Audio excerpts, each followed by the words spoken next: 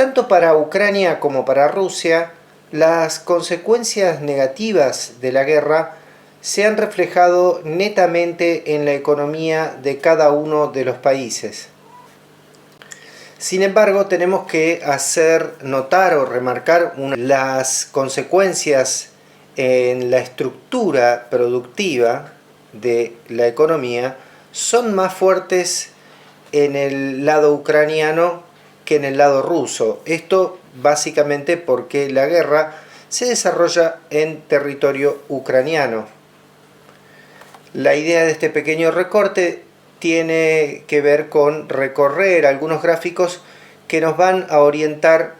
En este primer gráfico lo que podemos observar es que la producción industrial interanual de Ucrania ha caído fuertemente, ¿sí? Notándose acá una caída de prácticamente el 40% de su capacidad industrial.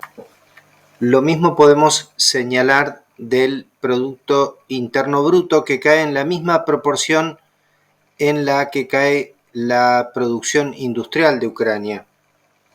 Si observamos el balance comercial de Ucrania, vemos que este balance tiene una marcada tendencia negativa de prácticamente 3.000 millones de dólares de saldo negativo en el año 2023. En términos generales, todo lo que tiene que ver con los números negativos de la economía de Ucrania están vinculados a los destrozos de infraestructura y a la situación de que la guerra se desarrolla justamente en territorio ucraniano. Ahora vamos a ver, por ejemplo, qué pasa en Ucrania con la exportación de granos, ¿sí? Como podemos observar acá en esta tabla comparativa entre el año 2021 y el año 2022, podemos ver cómo la producción, luego de comenzada la guerra, tuvo una notable desmejora, ¿sí? Había arrancado el año con saldos muy positivos, prácticamente en enero había duplicado a lo que se había exportado en materia de granos el año anterior.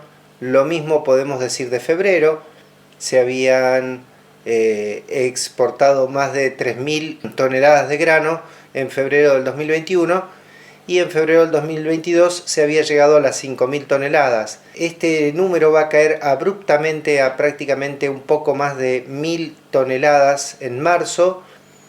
Sigue cayendo en abril a menos de 1.000 toneladas, 900 toneladas. En mayo se va a recuperar levemente y se va a ir recuperando progresivamente hacia diciembre del año 2022, pero siempre muy por debajo de los guarismos o de los niveles de exportación de granos medido en toneladas que se habían tenido en el año 2021. En cuanto a Rusia, podemos decir que el mayor costo de la guerra tiene que ver básicamente con la caída de las exportaciones hidrocarburíferas por una parte y por otra parte las sanciones económicas establecidas por o impulsadas por la Unión Europea, Estados Unidos y los países occidentales.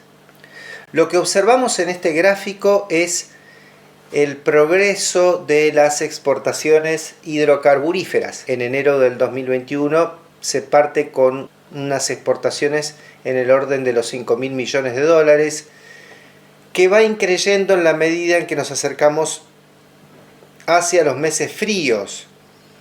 En enero del 2022 se observa una leve caída, pero sin embargo repunta nuevamente en febrero del 2022 para caer en marzo y seguir subiendo en los meses posteriores. Los volúmenes de exportación de crudo de Rusia han sido altos durante el año 2022, pero a diferencia de lo que ha pasado en el año 2021, en donde los volúmenes de exportación de crudo crecían en la medida en que nos acercábamos al invierno, los volúmenes de exportación fueron disminuyendo paulatinamente hasta llegar al punto que en enero del año 2023 cae pronunciadamente la cantidad de miles de millones de dólares en exportaciones de petróleo, y en enero del 2023, tras las sanciones de embargo, la exportación cae significativamente. Algo parecido va a ocurrir con el Producto Interno Bruto de la Confederación Rusa. El Producto Interno Bruto ha tenido sus altos y sus bajos, pero puntualmente se alcanza un pico de crecimiento interanual de prácticamente 10 puntos entre el 2020 y el 2021, que va a pasar a una caída muy pronunciada en el año 2022. Prácticamente la caída fue del menos 5%. Otro elemento importante tiene que ver con los flujos de capital extranjero en miles de millones de dólares. Podemos observar que el flujo de capital extranjero hacia Rusia, que siempre, por lo general, salvo algunas circunstancias en el 2016, 2014 y en época de la pandemia de 2020, tuvieron picos negativos, siempre fueron altos estos flujos de capital extranjero en miles de millones de dólares. ¿Qué va a pasar en el año 2022? Bueno, va a experimentar una fuerte caída del orden del menos 20% de este capital extranjero. ¿Esto qué nos está indicando? Nos está indicando el retiro de bienes de capital de empresas extranjeras radicadas en Rusia. Por último, para cerrar este informe, tenemos que decir que la economía ucraniana se sostuvo en base a endeudamiento y al apoyo de la Unión Europea y Estados Unidos para sostener las necesidades de la guerra. En tanto que en el caso de Rusia se ha tenido que recurrir a nuevos flujos de capital y apoyo extranjero para revertir los indicadores negativos en términos económicos.